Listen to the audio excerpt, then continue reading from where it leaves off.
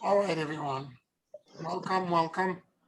So, uh, last week we talked about the kind of fine walk that a true planetary leader and ascended being or initiate on the path need to follow.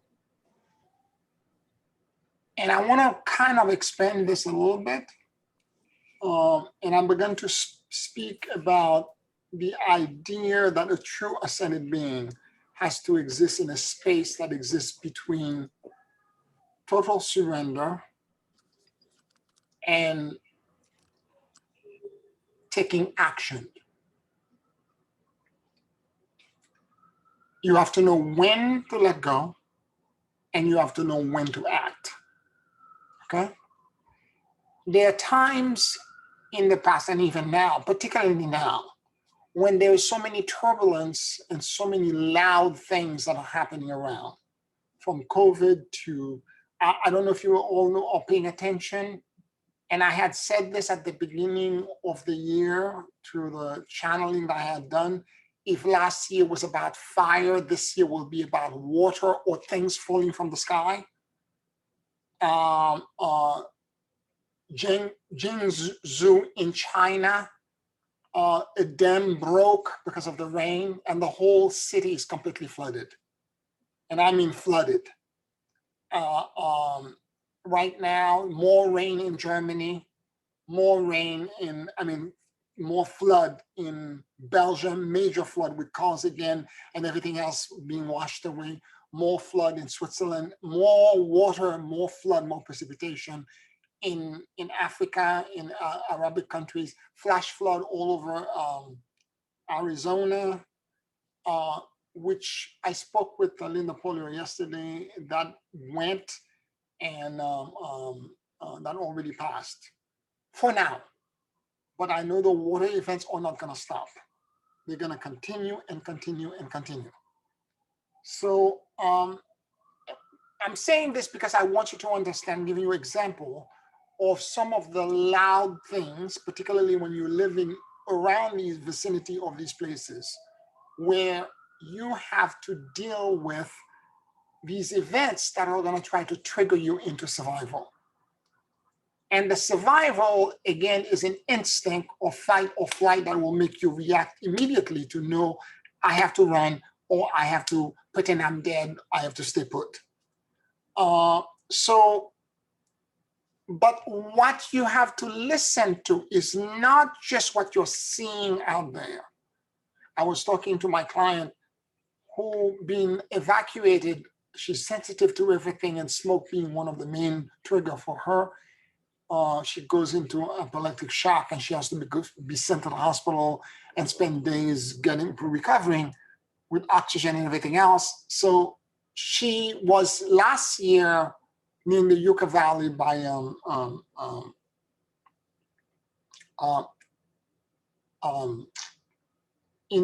Southern California, in the desert, and wildfires caused her to flee twice.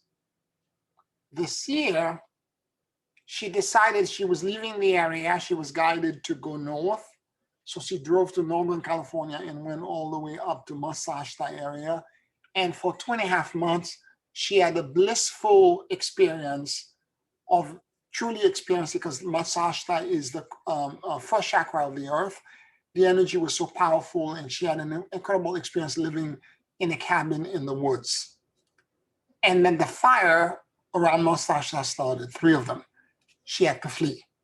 She's back in Yucca Valley, and she's trying to find, every day when you talk to her, every week when I speak with her, she's always trying to look at the AQI map, the smoke map, to try to figure out the air quality and where it's better and where she should drive to.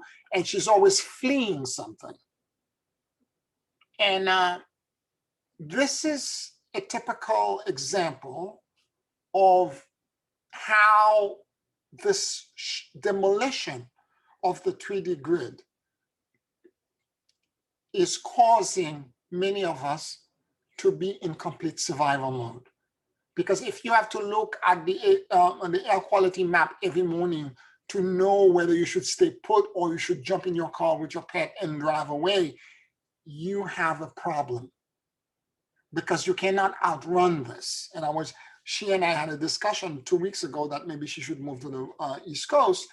And I told her, I don't know if you can move here, even to New York, because last week for 2 days, there was so much smoke around here because the wind blew it here, that the middle of the day, it looked like it was dusk. So I'm not sure when you can go. She was talking about moving to Asheville. Asheville has a lot of dust in it. I mean, a lot of smoke in it right now. It's not going to stay, of course. It will blow over. But during those times, she has to remain indoor and be completely air conditioning with special carbon filters, all kinds of things, because she's that sensitive. So that's an example of someone who is dealing with survival issue, that's trying to figure out how she's going to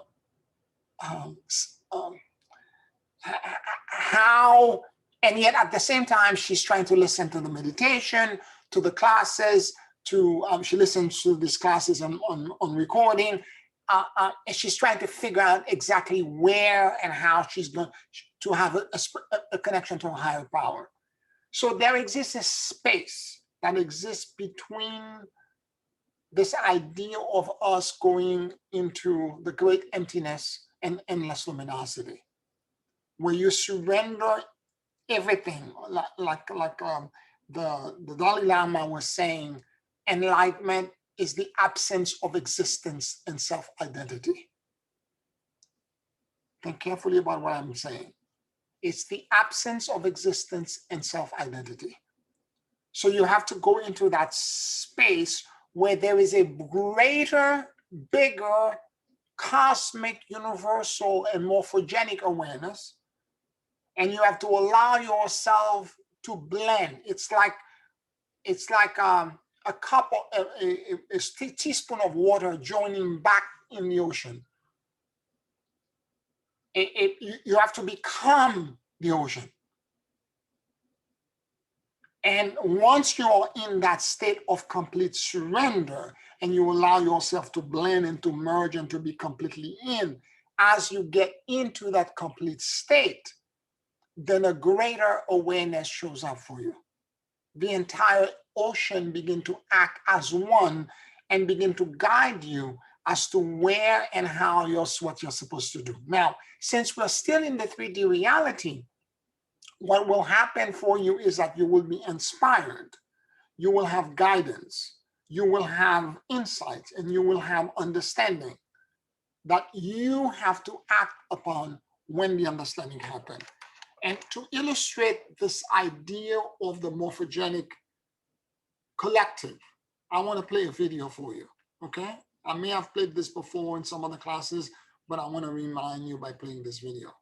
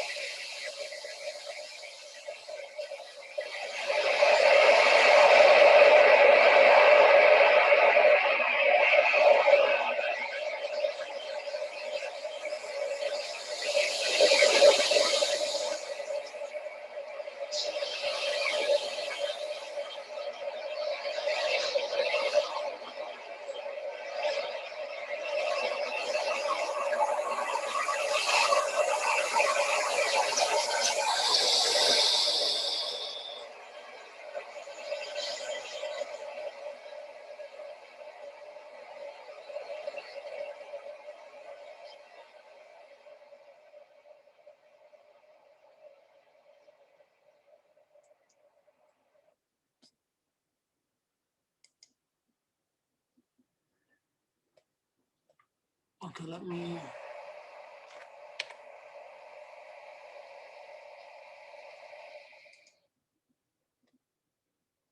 So, can you all hear me? Can you all hear me okay? Yes. Okay, good.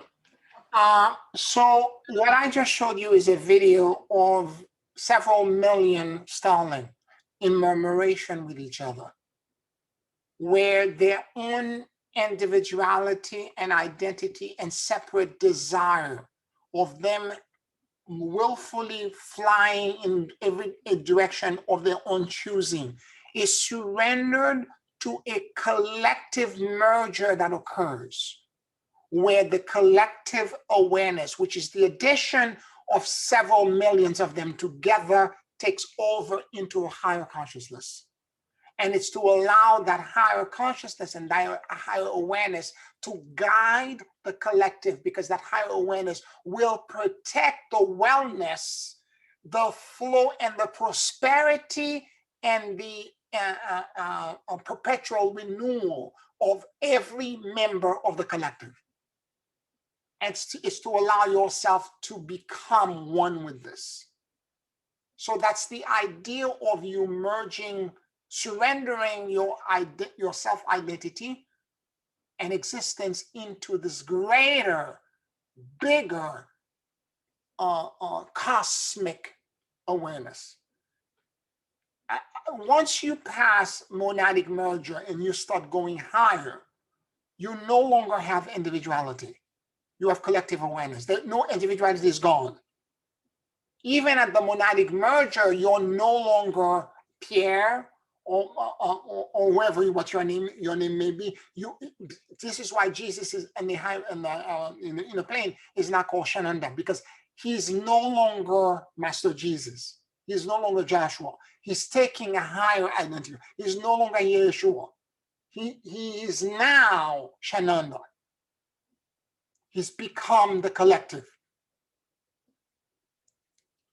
So there is a process of being on the edge while you're merging at time, and then you're coming back to yourself, you're merging back. So while we're still in this 3D embodiment, we have to negotiate that line that exists between us surrendering into that space. Because when you go into that space and you become one of the starling in that flock, every ache, pain, suffering, burden that you have disappear. It's absolutely, you've been in that space. I don't have to explain to you. It's extraordinary because all the wrinkles, everything is gone. And for the remainder of the time that you're in that space, you are in bliss. That's the best way to describe it. You're in complete bliss because you're in flow and there is no misalignment anywhere. The universe runs through you and exits out of you. Okay? And if you're doing this the right way, as you're moving through this process, you will begin to experience extraordinary things, extraordinary synchronicity, incredible and extraordinary things will begin to happen for you. Okay? But the issue will be, because you're still in 3D, there are things like the crises, the fires, the smoke, the whatever is the crisis du jour in your life right now. You're going to have to deal with your real life. You cannot spend your rest of your time in a flow, in deep meditation for the rest of your life. You still have to attend to certain things in your life. And what actually happened is that when you remain in that state, there is a moment, even though when I go into that state, I was explaining last week that sometimes, I don't know if it's a female thing, but I've noticed more women have that problem than men. You're going to forgive me for this, but this is my observation. And some men are like that too, but it's mostly women, that when you begin to work on something, even if you're trying to help somebody, there is a deep and profound agenda to understand and to completely understand the entire narrative. And it means that at times you're busy constantly trying to understand why. Who came first? Who did that to whom? Why? You think, and there is this pursuit of trying to understand every lead, every detail, every aspect, to try to create a map or a picture so that, and I think a lot of it has to do with control and with a connection to a storyline and a narrative. And whereas when I go into that field, I surrender everything in the narrative in it. I don't need to know. I go with the feeling and everything, the burden and whatever, and I surrender all of it. I don't need to know how spirit or the feel is going to solve the problem. Because a lot of time people who are that controlling or trying to they think that they have to do, this is the God assistant syndrome. They think they have to do X, Y, Z, a whole bunch of things in order for the problem that they are trying to address be solved. But when you're connected to that field, the field solves the problem. A lot of times I don't have to do much. I bring the issue up and the person at the other end, whether they're being next to me or I'm doing healing on them or they're in another, it's being done remote, they automatically begin to feel the change instantaneously because I'm not doing it. That's what I mean about the surrender to the narrative. You can't, if you're that invested, it's because your ego is involved and you're trying to what's the word? You're trying to be God's assistant.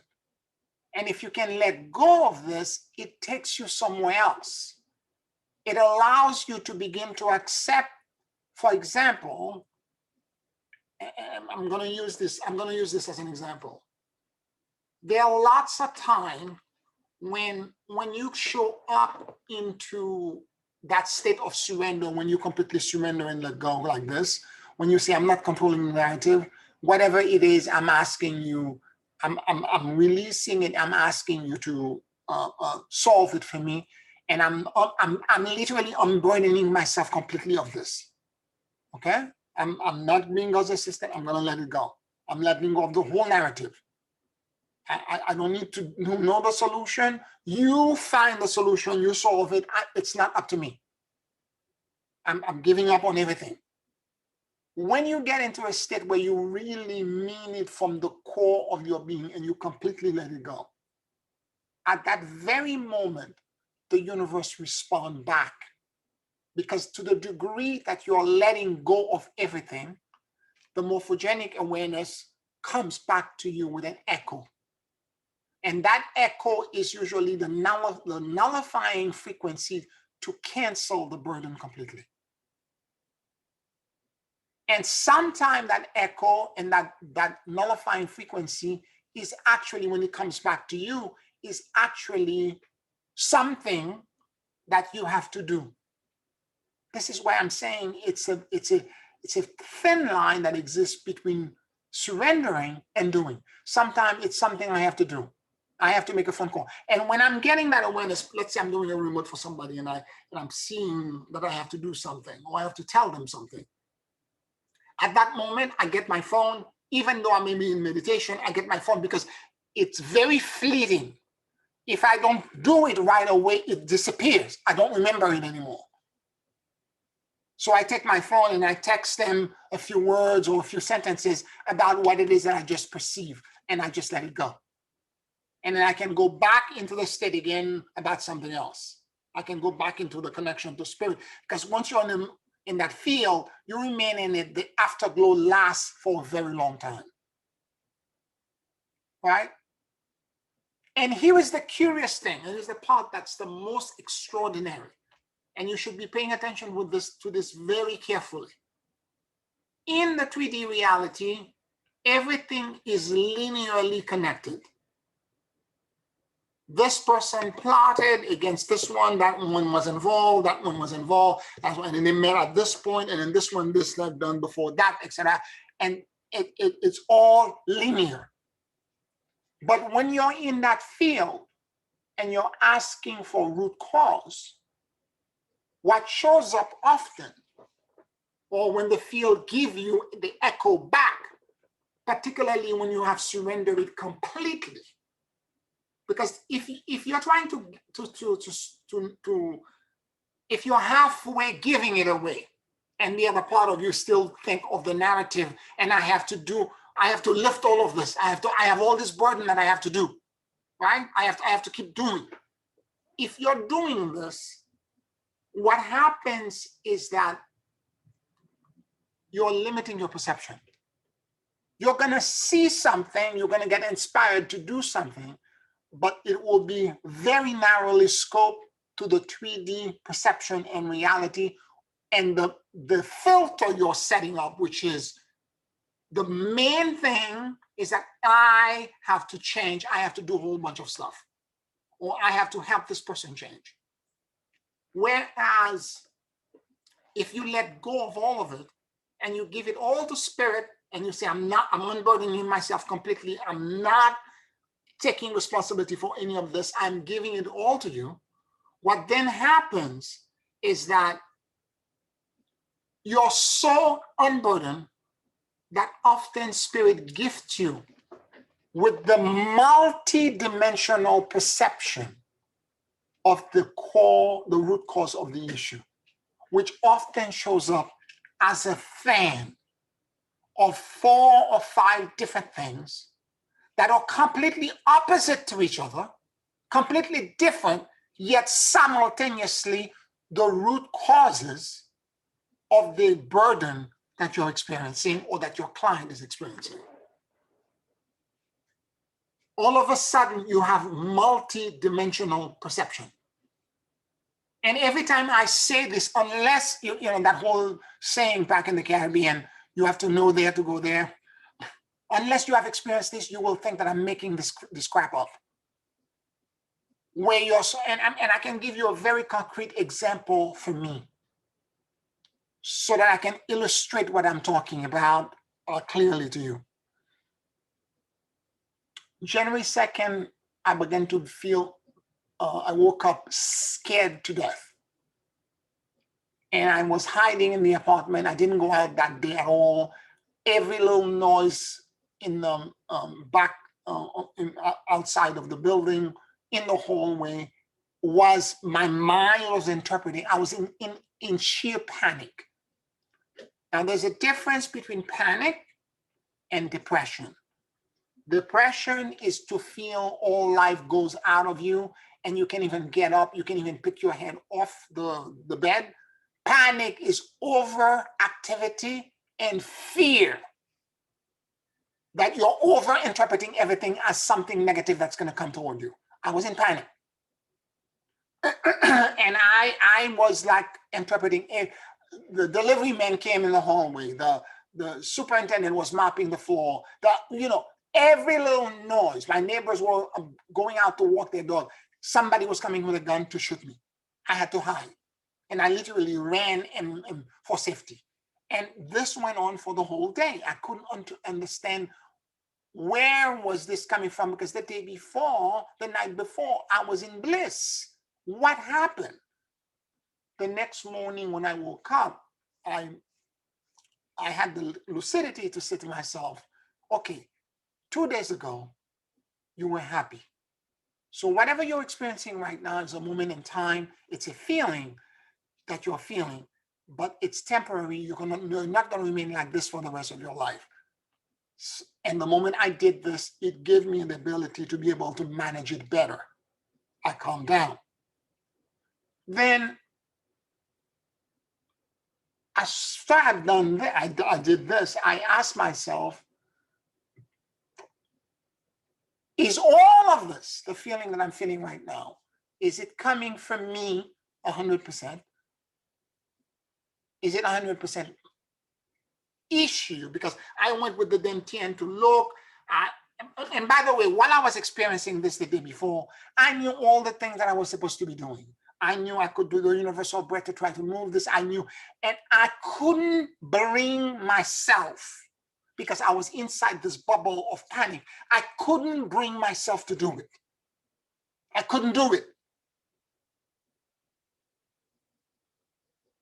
But the moment I said to myself, you were happy before. This is a moment in time. It disconnected me. It gave me distance, and that distance allowed me to begin to process this. The next question was, is this 100% mine? And the answer came back and said, no. I'm like, okay. How much was mine? Between 12 to 15%. Okay. Then whatever is not mine, take it away.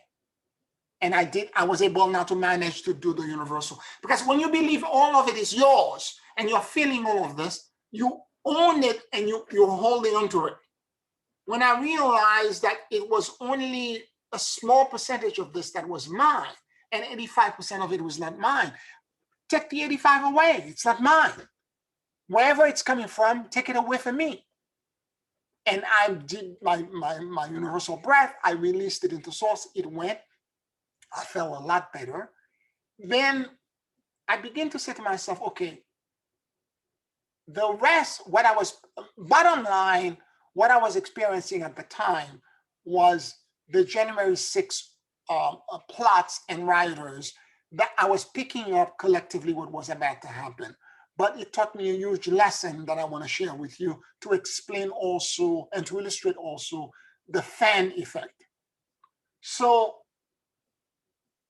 I then said, okay, show me how the outside event, the outside collective energy that I'm picking up was able to penetrate my field. In what way am I echoing this? It's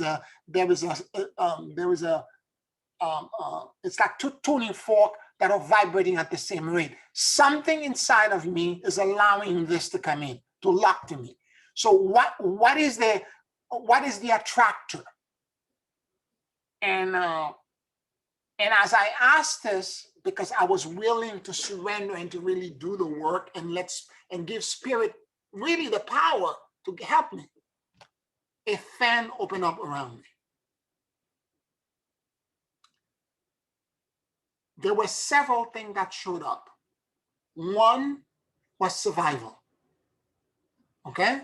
The typical survival of the 3D grid, me being connected to this energy of trying to survive and controlling everything so that I could survive.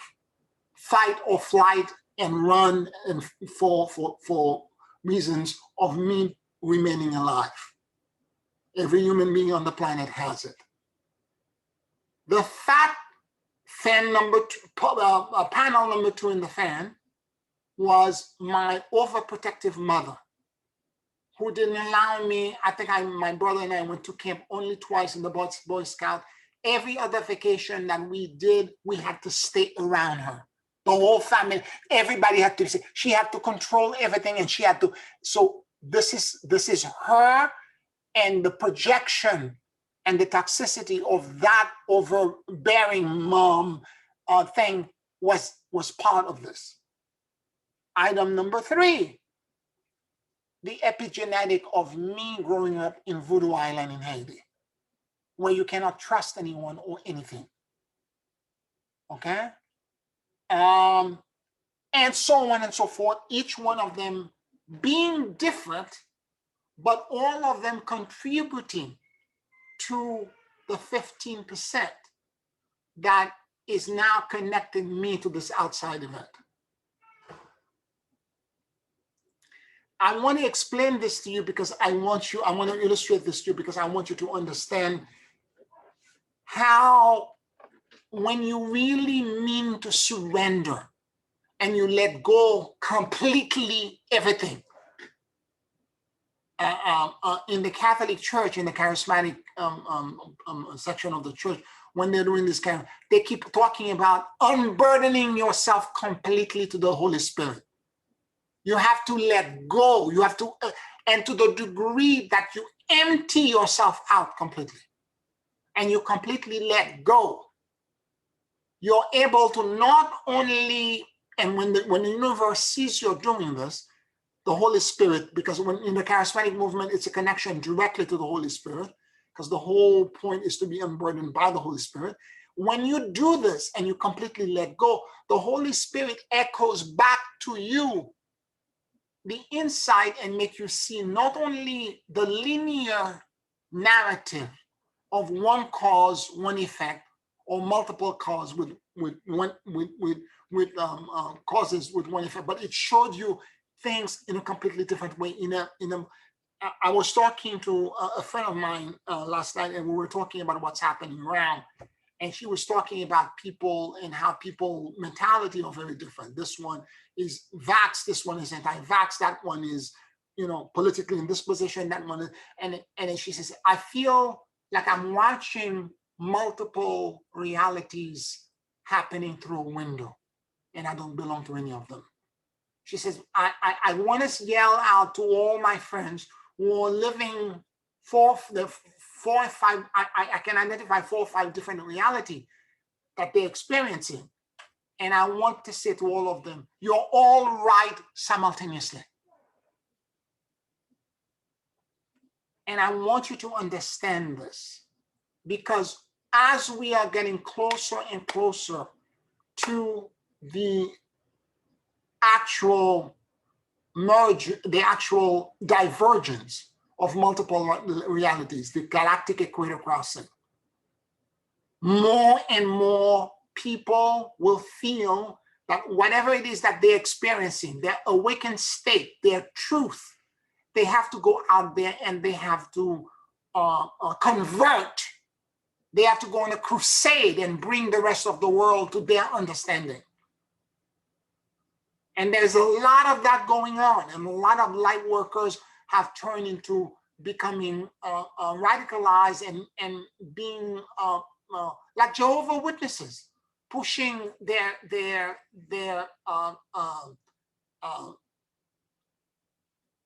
personal view onto you, like if you don't do it, I don't want to talk to you. And I've heard it just about the vax, for example.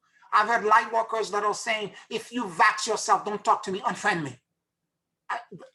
That kind of like, or vice versa. And what I'm saying is that in my conversation with my friend last night is that all of them are simultaneously true, because they all belong to separate realities. They are in separate paths. They are in different buses. They are in different trains, going in different directions. And it doesn't mean that one is better than the other. It means that they are all different and they're all simultaneously true, because there's a greater event that's about to take place, which is the galactic equator crossing, where these realities will begin to diverge and separate and will go in different directions.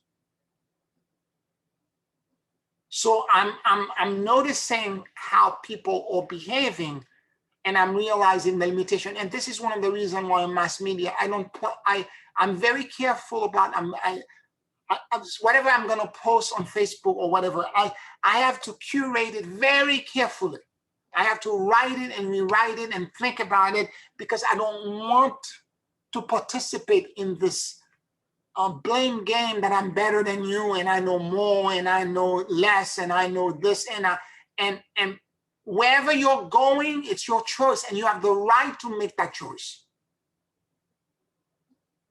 And this is true for you as making decision about your own sovereignty.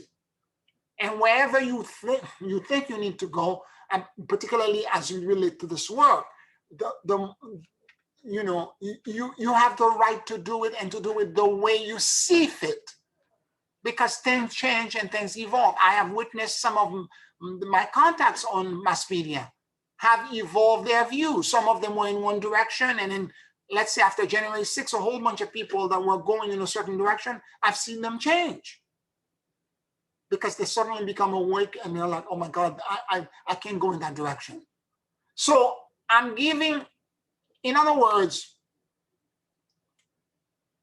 we are all on our own separate and individual journey. And we have to give people space so that they can grow and they can evolve. And as far as me helping other people, there are certain things, of course, I would prefer people to be in, but it's not gonna stop me from helping someone if they're on a different bus, if they're asking me for help.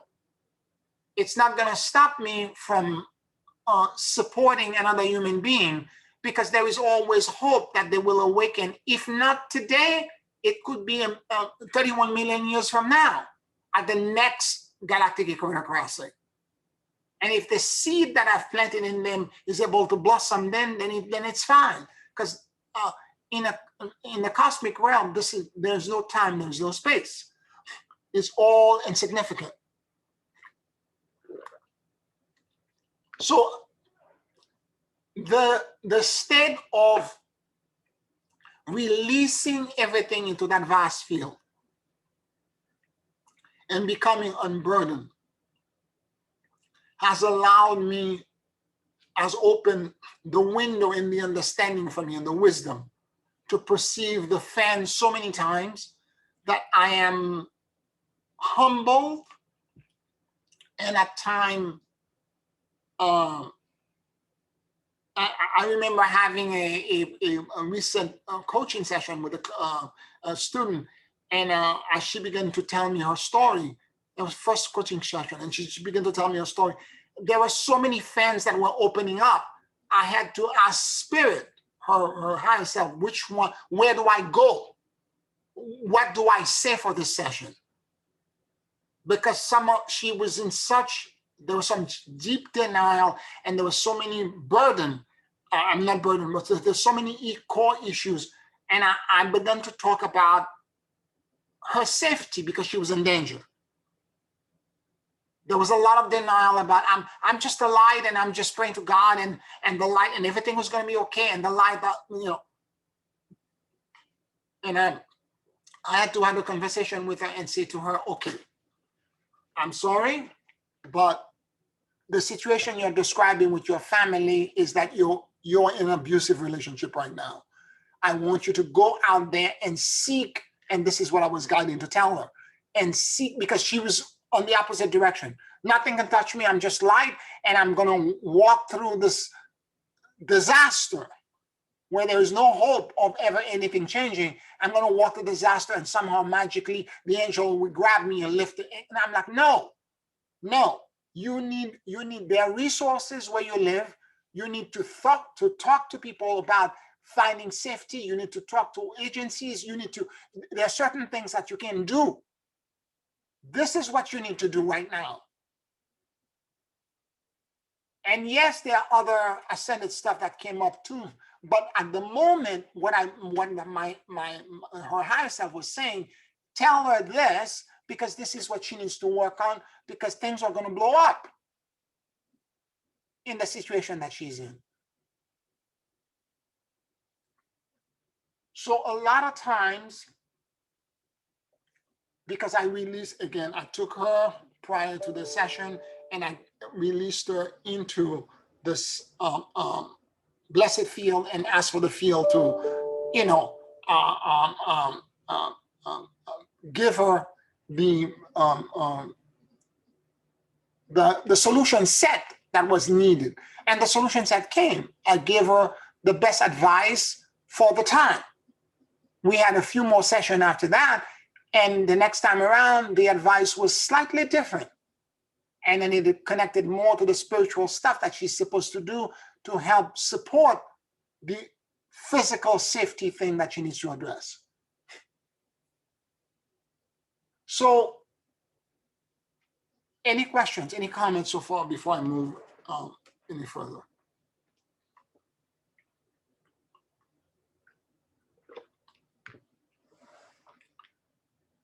I know that many of you are dealing with friends and family members who are on these different buses in different directions. And that because of this, it may cause, and I know it has for me too, like conversation between me and them are limited now right now because I don't want to deal with that, because they are not coming to me as neutral, as accepting of where I am, like having a conversation. Rather, they are trying to change my mind and tell me I'm wrong. And because of this, I don't want to have the conversation. I don't want to deal with them, and therefore, but from my heart, I wish them the best, because I know the universe will teach them what the universe needs to teach them. They have chosen this path for a reason, and it's not up to me to decide or to figure out. And again, there comes the narrative, because if you try to go with this idea, they're friends and family members, and I need to go in and try to change them. I have to try to bring them rationalized argument, send them videos, do this, and try to. You're not going to succeed. Respect their choice and their sovereignty, and walk away. Let them figure it out.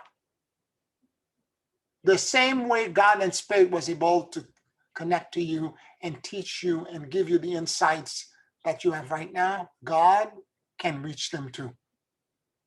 Give them the space.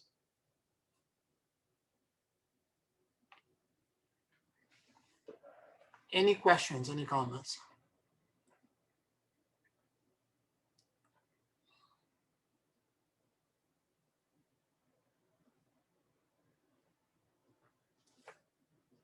Now, I have channeled that the galactic, astrologically speaking, that the galactic equator crossing, the actual time in which the divergence and the separation between realities is supposed to happen, will be around the blue moon wesak of 2027. The actual date of the two, because the blue moon means during one lunar month, the Taurus month in 2027, there will be two full moons. The first one will be on May 20th, 2027. The second one will be in June 18th, 2027. And in that vicinity, there need to be special events and special gathering that will connect all of the light workers, you all included, to help shepherd humanity to find the gate and the doorway into the new earth. And those events and ceremony will happen between March 20th and June 18, 2027. It doesn't mean that the crossing will happen that time, but it will be a time where true service work will begin to happen, akin to when the harmonic convergence happened in August 16th and 17th of 1987. Because when the harmonic convergence was about to happen, people from around the world did years of planetary meditation, asking God for special dispensation to allow ascension and freedom for humanity to happen, to allow all of these incredible things to occur, to people from around. It was immense, it was huge, it was organized. And because of this, my teacher, Dr. Joshua David Stone, and his core group ascended. And by 1994, people, and in his book, The Revelation of the Melchizedek Initiate, he talks about this and the number of people that were ascending all over the planet because of this. All of these people were ascending because of the work that was collected. It wasn't just him. It was the whole planet every light worker was participating in this thing. And it opened, created an opportunity because of the collective desire. But he did the work with his core group. There were 7 of them in lockstep. They were doing group meditation 3 times a week together. They were, I mean, incredibly synchronized. They were going in a plane together, doing the same practice, the same nightly meditation, the same, and they were moving together. And as they did, they were ascending. They created a vortex that was so powerful. And through the channeling of Master Dracul, Master Vaiwemos, Lord Melchizedek, and so on and so forth, they ascended.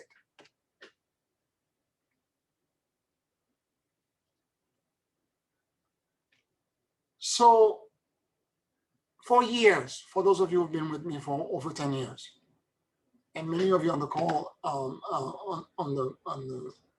the class tonight have been with me for that long length of time.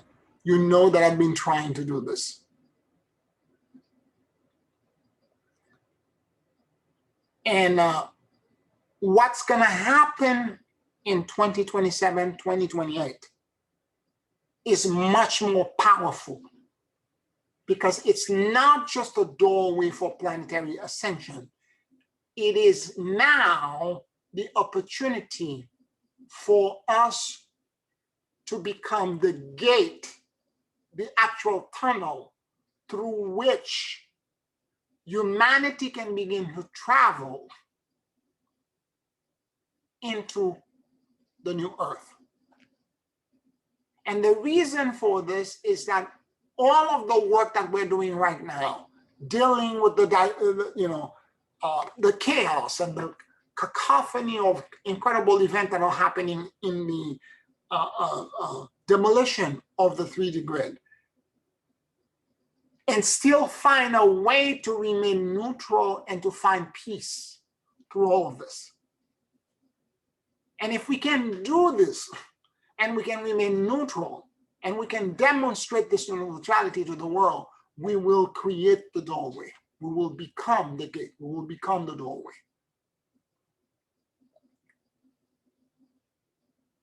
There's a passage in the book where Dr. Stone, Master Dracul, was mentioned to Dr. Stone, that Master Jesus was the greatest ascended master avatar in recent age.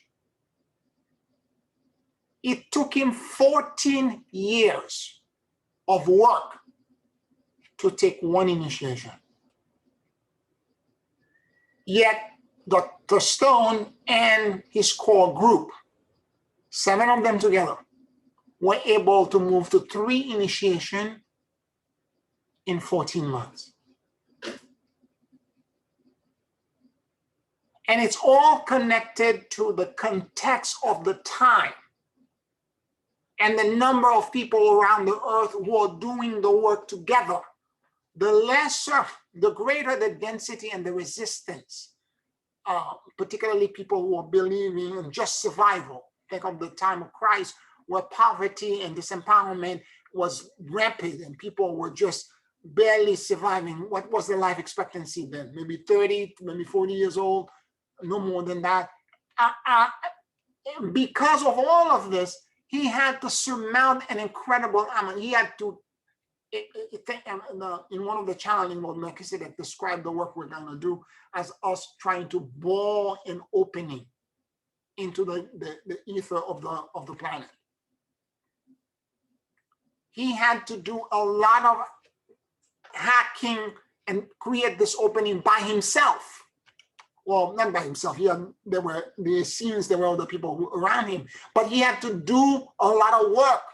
Whereas if you, around the harmonic convergence, spiritual work was so open, there were so many thousands upon 1,000, if not millions of people around the world that were asking for ascendance and for liberation to occur, that it did create an ease, a flow that allowed things to move in a much accelerated fashion. And I will dare say that if you're following Dr. Stone and the revelation of the Melchizedek initiate, even if you have a core group you're working with in a similar fashion and trying to duplicate exactly what he did to follow it, it's not going to happen now. Because we're living in a different time where the 3D reality, it's not the harmony convergence anymore. We're in the different cosmic time. We're now dealing with the demolition of the 3D reality. It's a different yoga that needs to happen. It's a different mechanic. It's a different, we have to deal with smoke and fire and flood and et cetera, COVID. And because of all of this, and yet a lot, and still find our access and our spirituality. Because of this, we are now, we are being tested. I'm sorry about that, my light went out.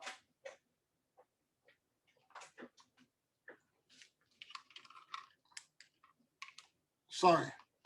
We are being tested in a completely different way. And we're being asked to do things in such a deep and it's in a much deeper and profound manner that we have to, things are not the same as though they were around his time. And because of all of these things, we are gonna be we're gonna be presented with different kind of circumstances, and your whatever spiritual practice that you're doing or ascendance mechanic that you're using, it needs to, even if it's ancient, it has to somehow align to the time that you're living in. It has to be contextual. And if it's not contextual, then you're going to have a problem.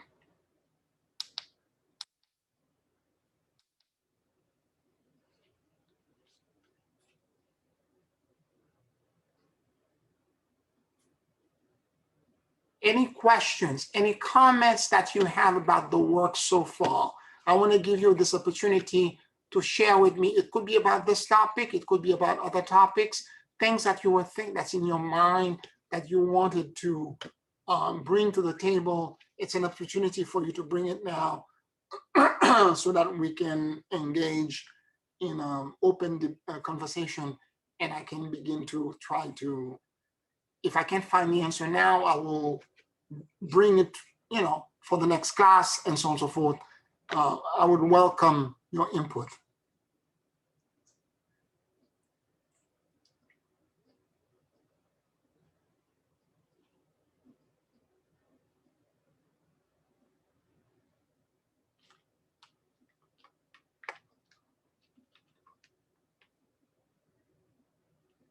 Anything that's on your mind. Celidia?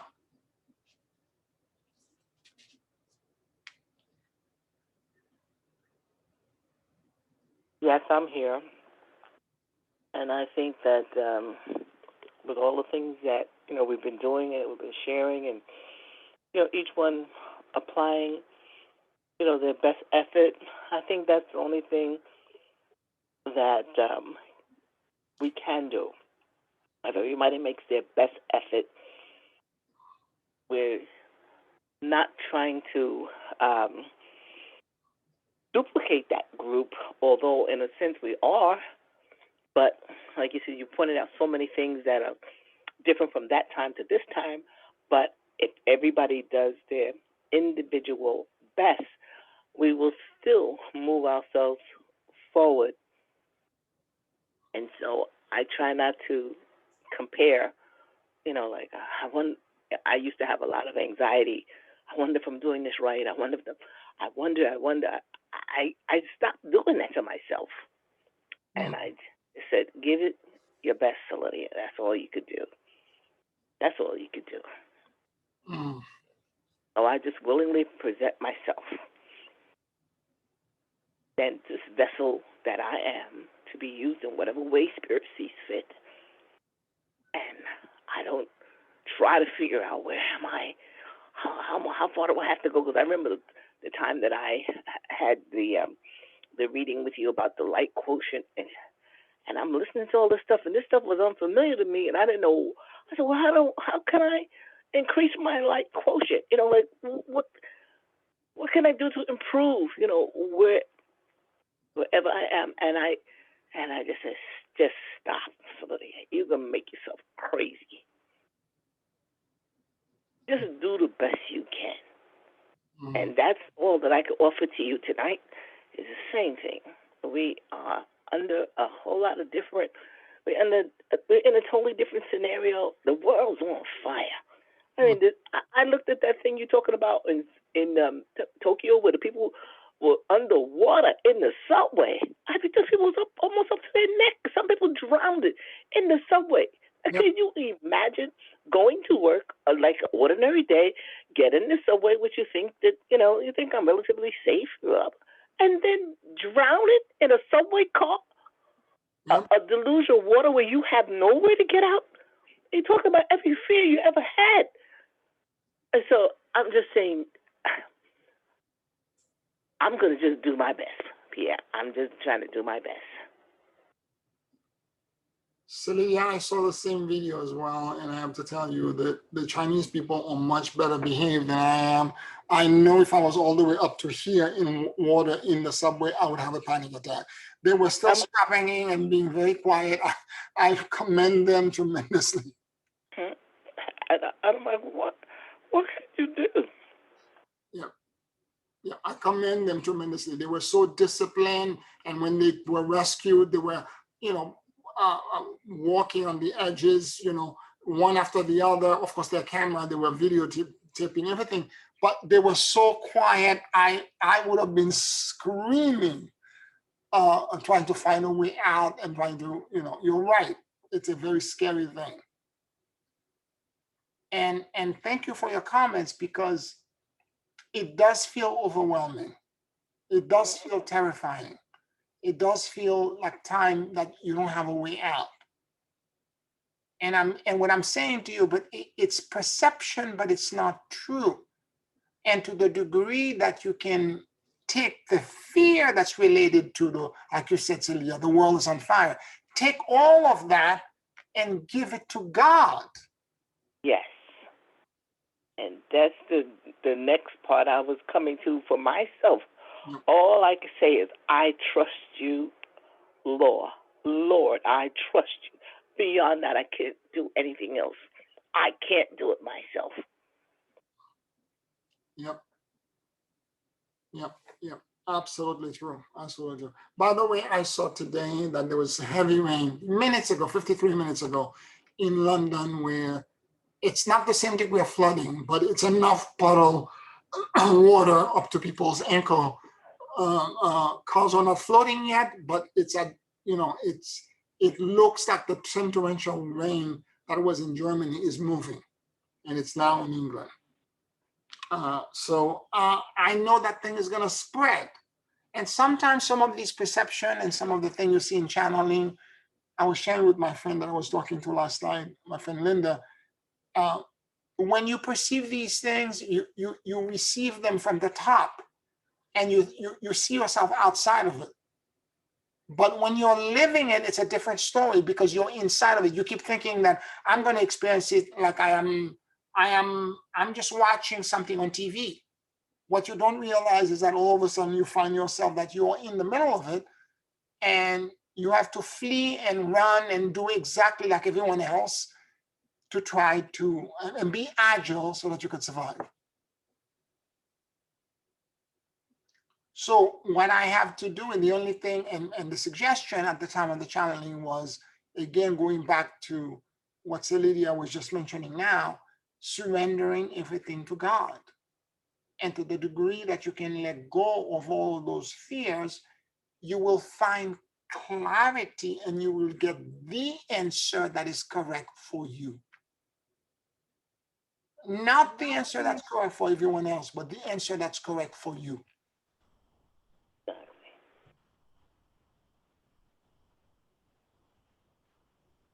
Janine, you have a light that's going right to your eyes, right across your face. It's really beautiful. Pierre, Yes. I have a quick question. If I'm not interrupting you, Sure, sure, Janine, sure. I don't know if she was gonna say something or not. Um, I was just curious with respect to the universal breath Mhm. and the morphogenic listening and releasing to source. Yep. Um, I was just wondering if these two exercise can be combined into one, or you see them as separate. No, I do them as what I do often is that I do the universal breath, and as I'm in the universal breath is not. It doesn't take too long. It's 12 breath. Yeah. Okay. Mm-hmm. And when I am done, then I go into the morphogenic listening. Okay. Oh yes, yes, yes. That's right. You said that before. Okay. And then, so then you would surrender when you're in the listening part, right? Is that It correct? depends on where I am. For example, in the morning when I wake up, sometimes I feel, I don't know where I go during the night, but sometimes I wake up and I feel constricted. Mm. I'm not sure exactly what happened to my energy. So I will crack the window open. I do the universal breath to release whatever is connected to me. I don't care what it is. I don't have to identify it. I don't care about the narrative. I want it out. Mm-hmm. And as I do this, I move it up. And as I do this, it goes out. Right. Okay, I release it. Then I go to morphogenic listening and I go into a different space. However, there were times when I go like today, for example, I went to the waterfront after the rain in the morning. I went to the waterfront for a minute, and I had a sense that I needed to do the morphogenic listening and the universal breath again. And I redid it, and I could feel a whole bunch of things leaving me, moving from the core of the earth and leaving me. Okay, and I'm not sure exactly what they were. And I at this point, there are things at time I have to stop analyzing because there's so much. Okay, as a human being, I belong to the group body as being a human. I am a man, I belong to that group body. I am a black man, I belong to that group body. I am from Haiti, I belong to that group body. There's so many things that I'm attached to, and all of them are being demolished, destroyed. There are so many things that consciously or unconsciously are being demolished that at times I don't, if I were to understand the narrative and the story, this is why I'm saying stay away from the narrative. Because if you have to understand everything, you're never gonna ascend. It's gonna take you too long. All I need to know is that I have to release whatever it is that I was feeling at that moment. I'm like, I need to let go of all of this.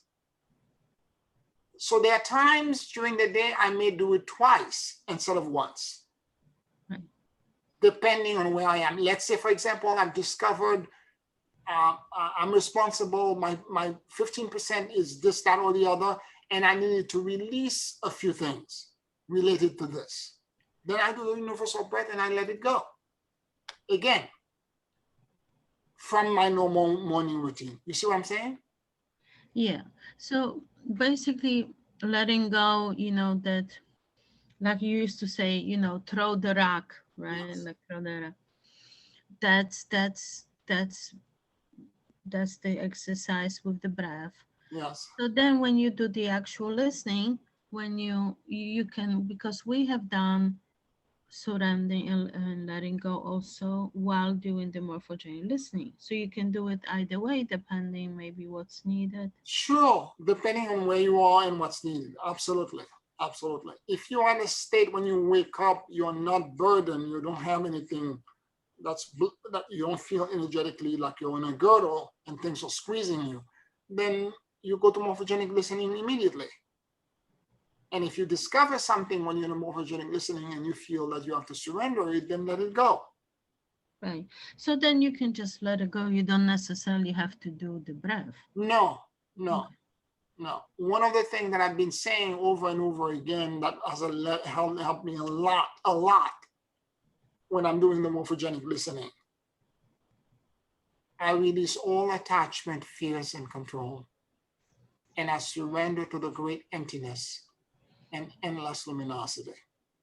Yes, and actually, by your advice, I've been doing this mantra almost on daily basis, on and off, but usually when I'm at work, and it's been very helpful. It has indeed it's been very helpful, and I feel things shifting, and sometimes I have a perception that I'm no longer trying to control something, Mhm, and I feel the openness. mhm. So I just wasn't exactly sure.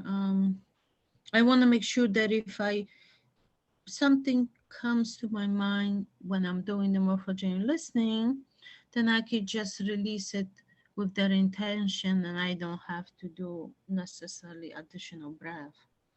Yeah, you can do that absolutely. And for me, a lot of times when I'm doing the universal breath, for example, in the morning, I repeat this mantra. Right. Yes. Mm-hmm. Okay, it takes me quicker to a completely different place. Yeah, that's a good idea. As opposed to saying, like we used to did the. Please forgive me, you know. Yeah. I release all attachment, fears, and Mm-hmm. control. But you have to say it with meaning, meaning, Yeah. meaning that think of the things that you're attached to. Think of the things Yes. that Yes. you're afraid of. Think of the thing you're trying to control. I release all attachment, all fears, and all control. And I Mm-hmm. surrender to the great emptiness and endless luminosity. And I exhale it out. Right. And actually, come to think of it, I noticed that sometimes if I say it throughout the day, there comes a point where I naturally just want to take a breath, deep breath, and Yep. exhale. Yep. So your body kind of gets to understand, okay, this is what we're doing, and the breath comes in naturally as well. Yep.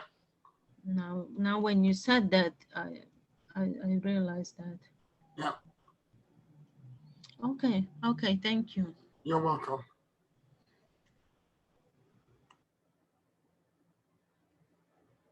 Anybody else?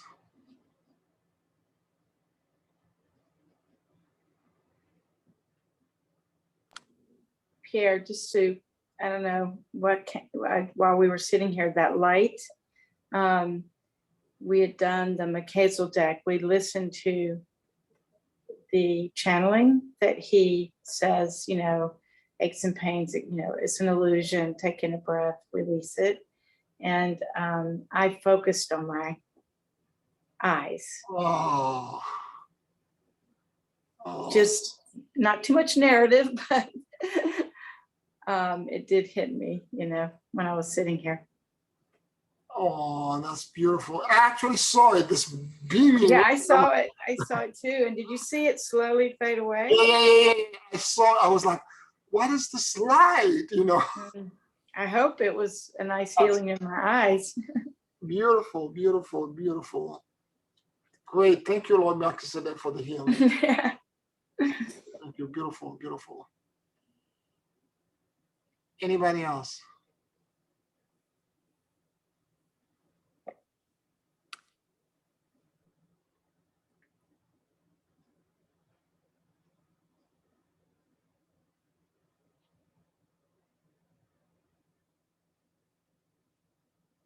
All right. If there are no questions, let us take a 5-minute break and then we'll do the closing meditation.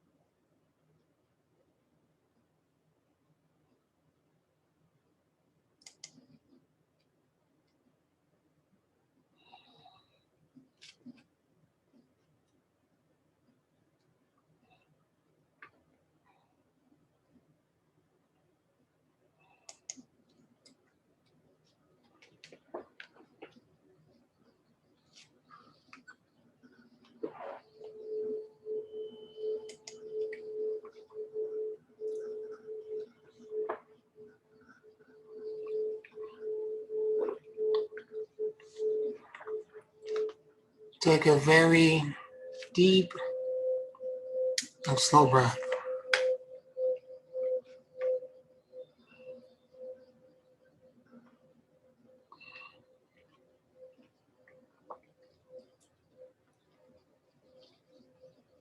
And as you inhale and exhale deeply and slowly,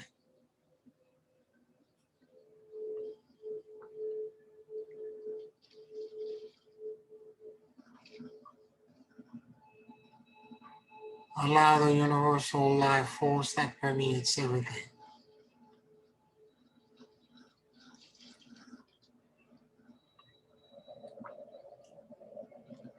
to enter into your lives.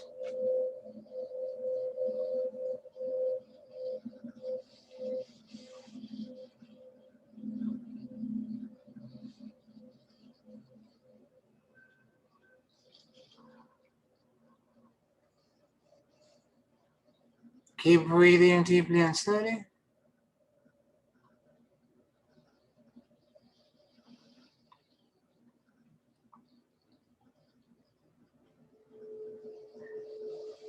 And let your soul and your awareness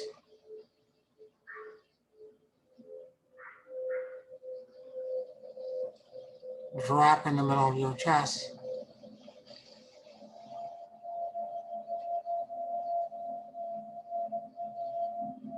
Please forgive me. I love you.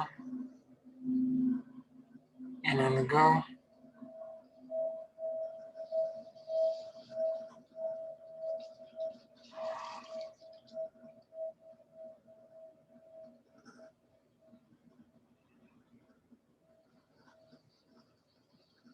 Please forgive me. I love you. And I let go.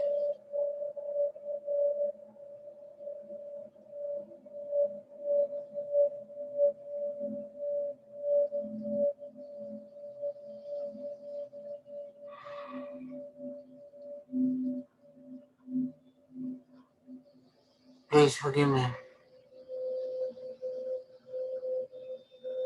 I love you. And I let go.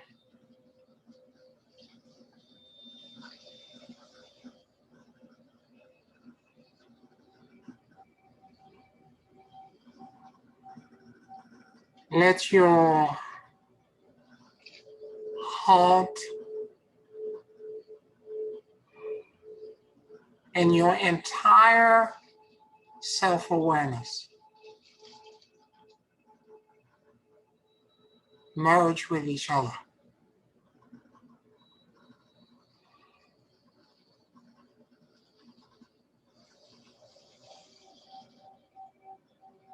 It is as if you could only see the world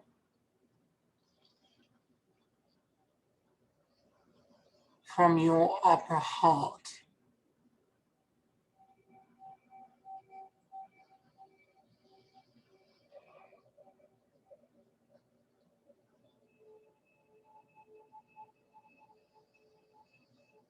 As if your eyes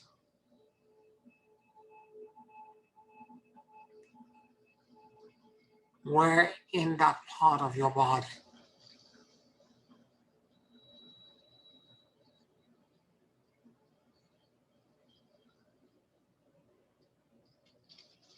Allow your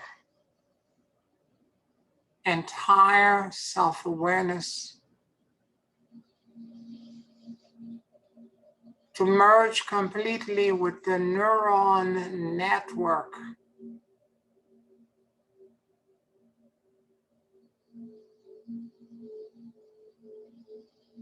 that creates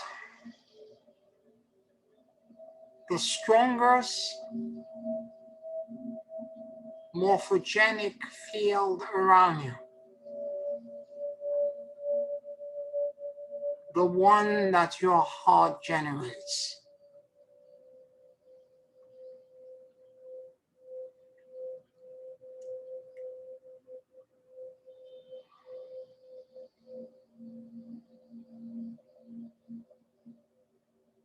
Keep breathing deeply and slowly.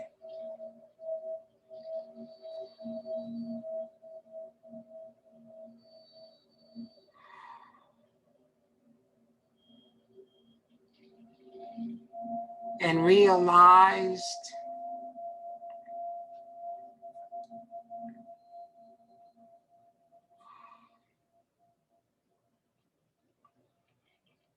that you can perceive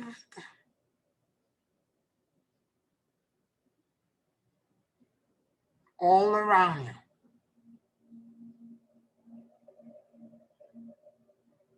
(360 degrees).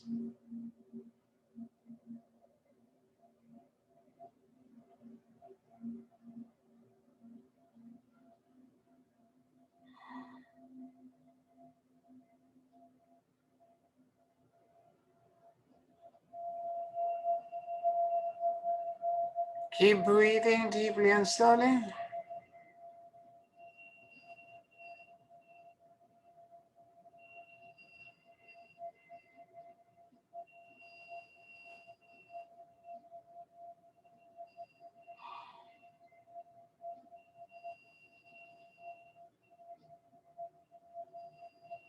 And become aware of any sensations,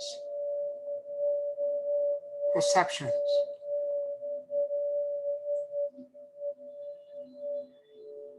understanding, and insights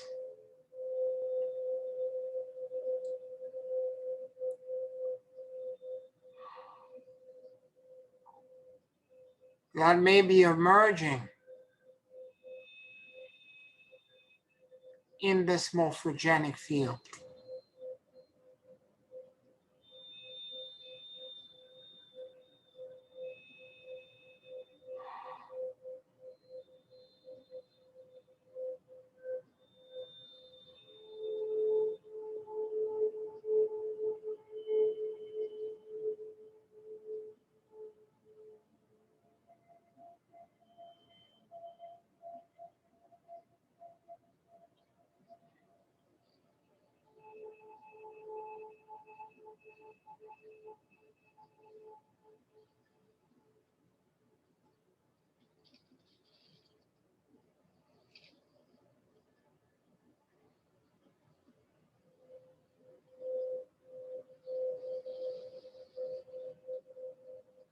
I become aware of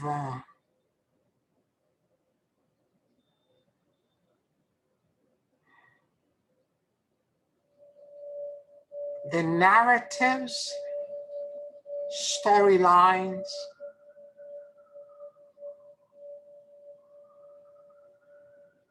that are keeping me bounded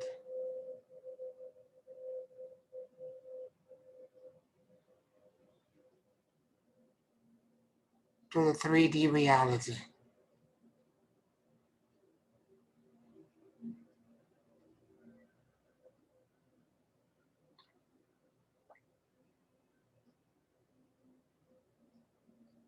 Now take a very deep breath from the core of the earth and let this breath move through your entire body, passing through you and dislodge the narratives. And let it be released outside of your head. I release all attachments, fears, and control.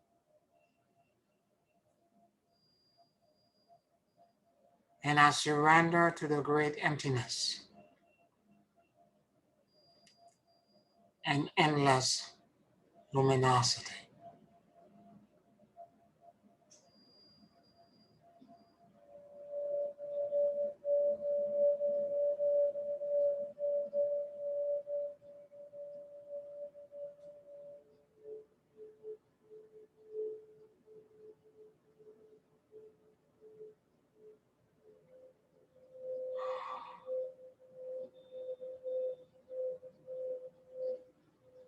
I become aware of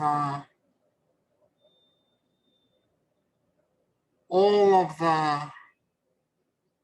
ways that I'm being God's assistant by trying to control and direct outcome.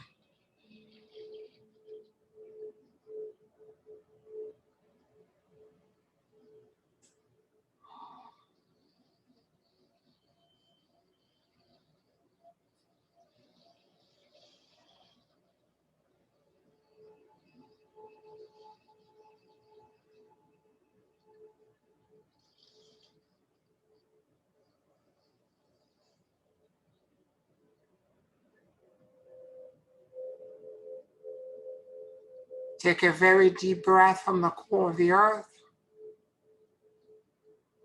and let this breath move through the bottom of your feet, passing through you, dislodging all of the desire to control and to be God's assistant,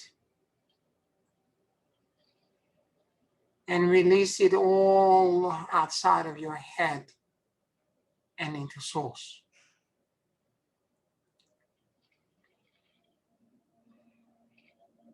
I release all attachments, fears, and control. And I surrender into the great emptiness and endless luminosity.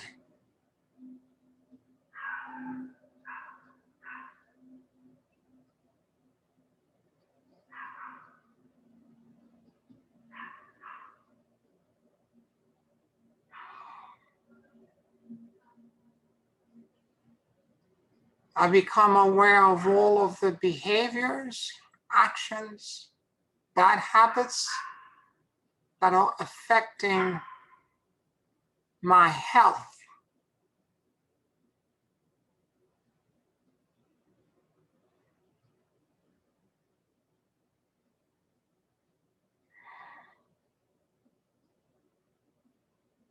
And as I move into my alignment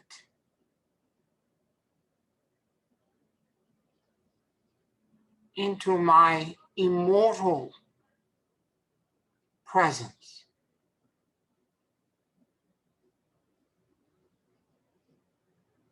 I take a very deep breath from the core of the earth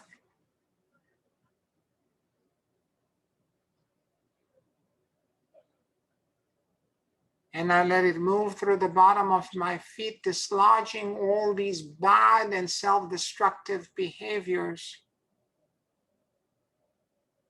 that are detrimental to my health and well-being.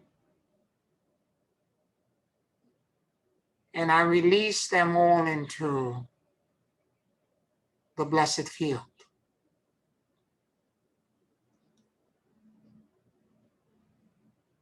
I release all attachments, fears, and control.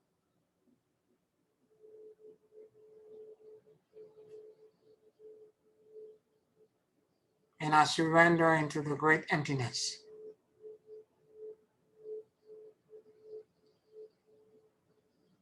And endless luminosity.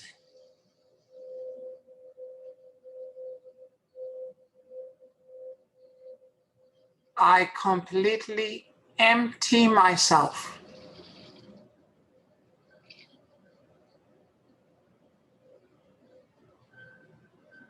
I become aware of all of the epigenetic storylines of my gender, my race, my families, and my ancestors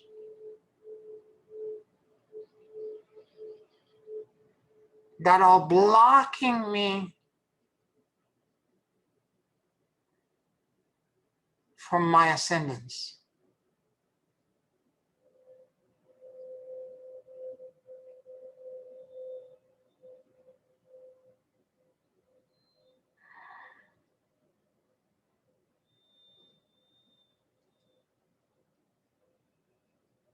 I take a very deep breath from the core of the earth and let this breath move through the bottom of my feet, passing through my body and dislodging all these ancestral, filial, and epigenetic blockages. And I empty them completely into the blessed field. I release all attachments, fears, and control. And I surrender into the great emptiness and endless luminosity.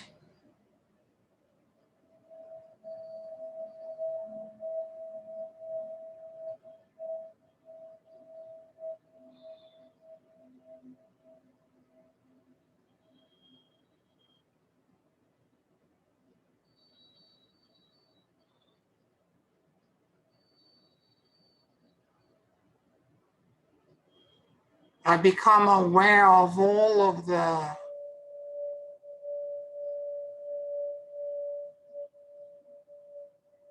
alteration, manipulation, and changes that were made without consent in our DNA.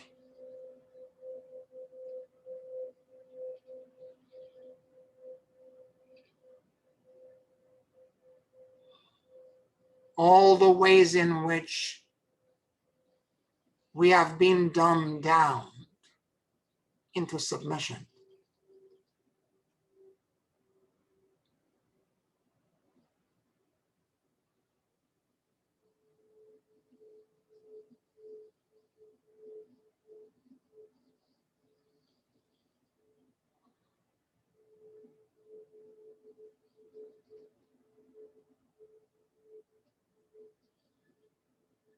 I take a very deep breath from the core of the earth,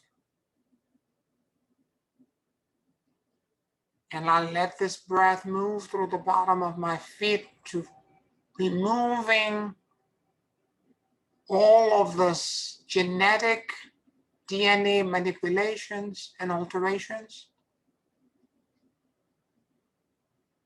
And I release all of it into this blessed field.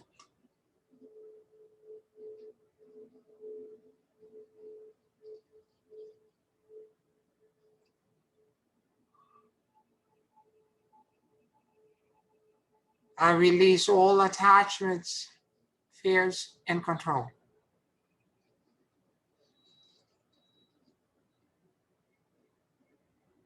And I surrender into the great emptiness and endless luminosity.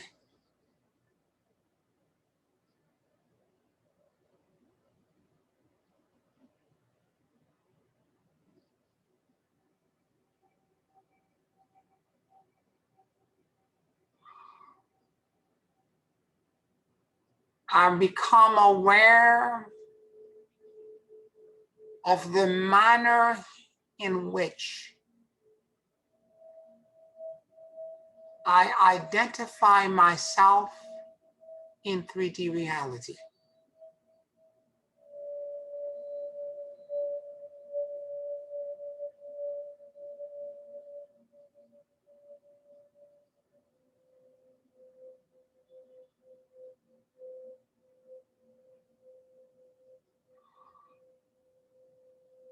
How do I perceive myself to be?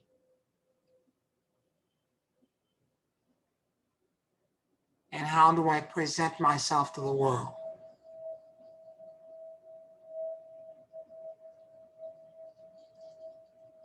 Whatever story that identifies me,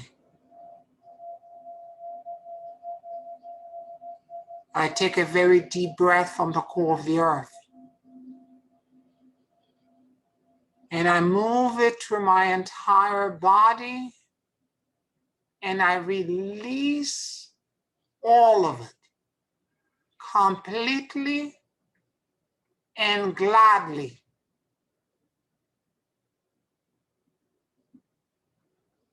Into the blessed field.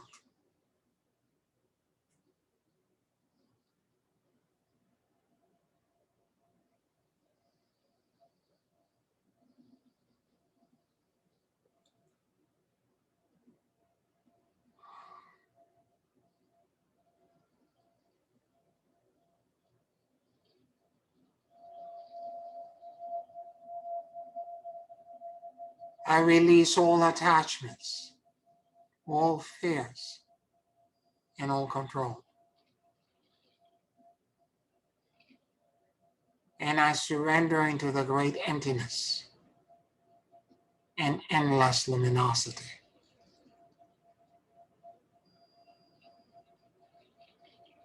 I release all identities,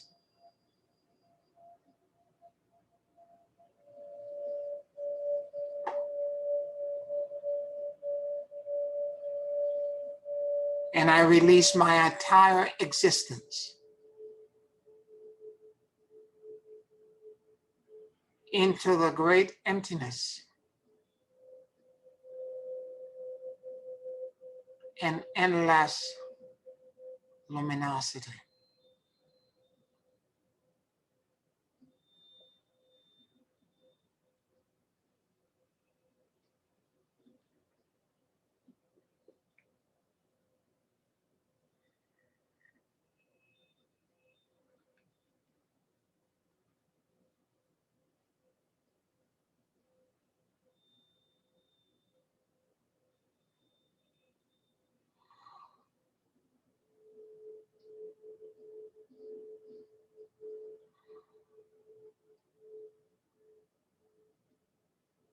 I release all attachments,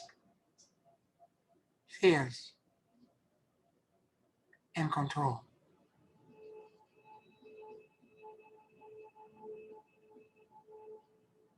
And I surrender into the great emptiness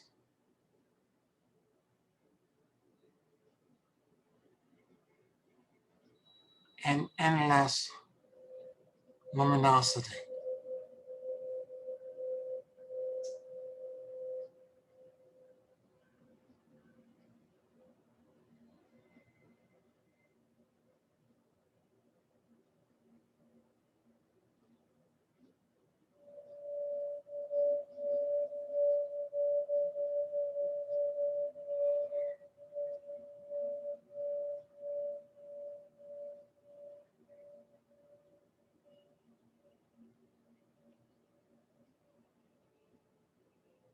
I release all attachments, fears, and control.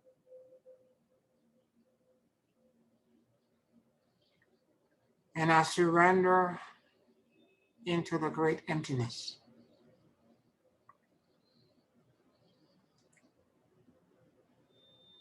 and endless luminosity.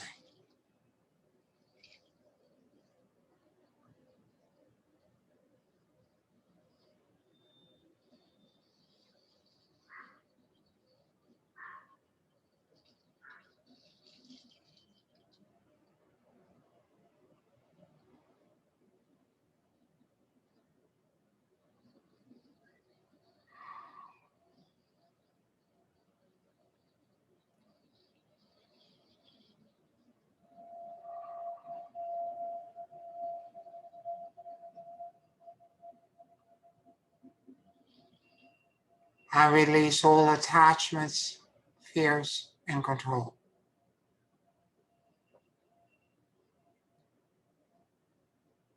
And I surrender into the great emptiness and endless luminosity.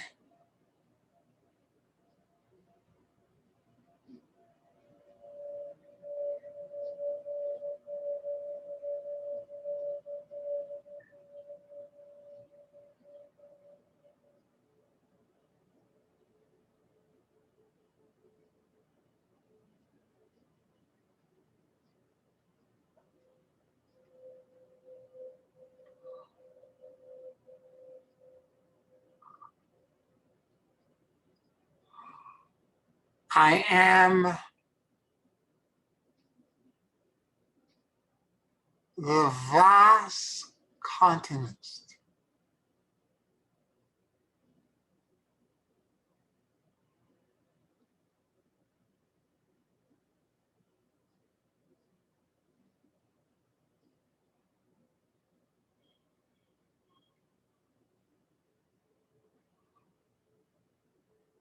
I am everywhere and nowhere simultaneously.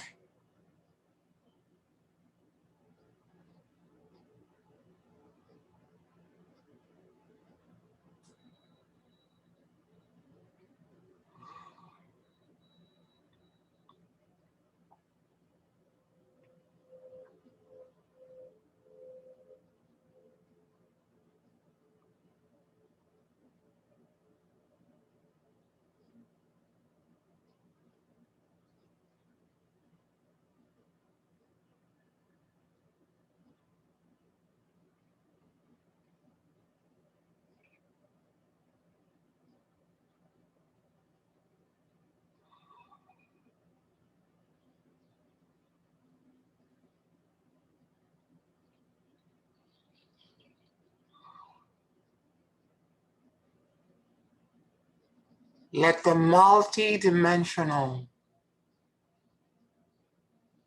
expansion, insights,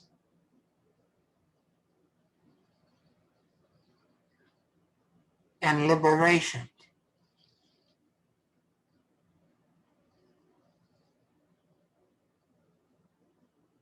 of this complete surrender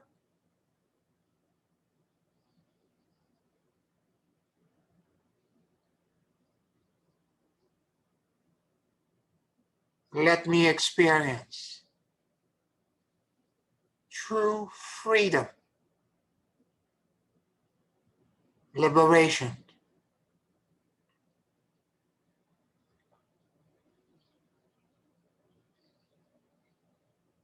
and sovereignty.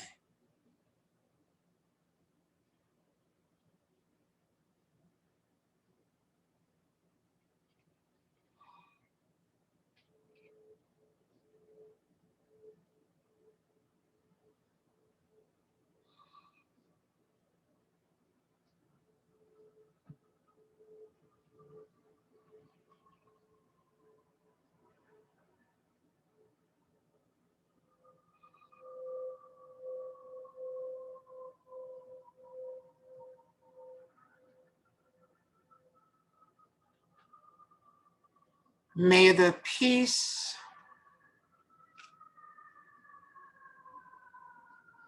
the serenity,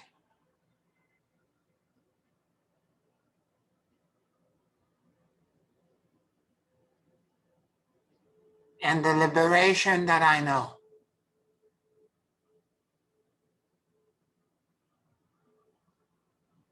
pass on to everyone in my circle of influence.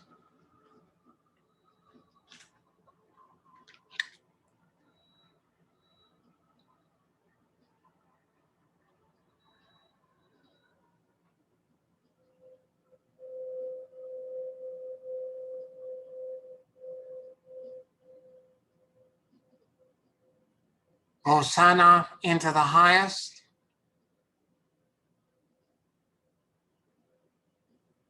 Hosanna into the highest.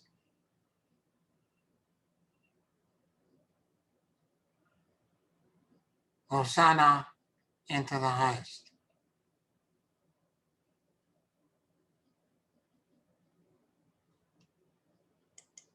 Take a very deep and slow breath.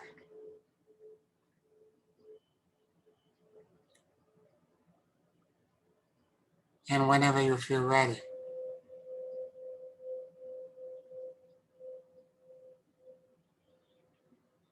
you can open your eyes.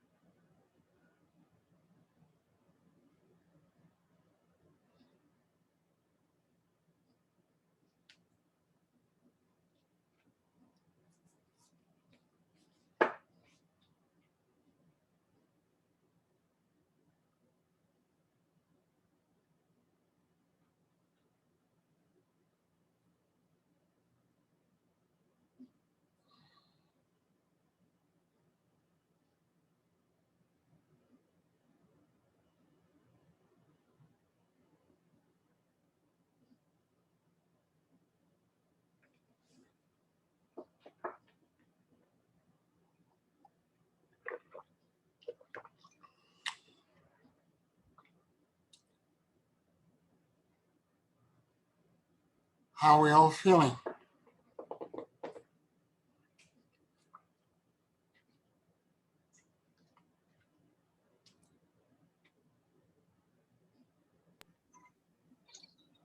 Thank you, Pierre. You're welcome. You're welcome.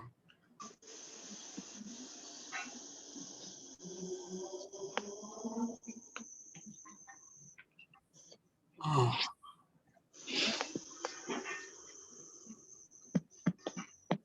I know you're gonna sleep well tonight, so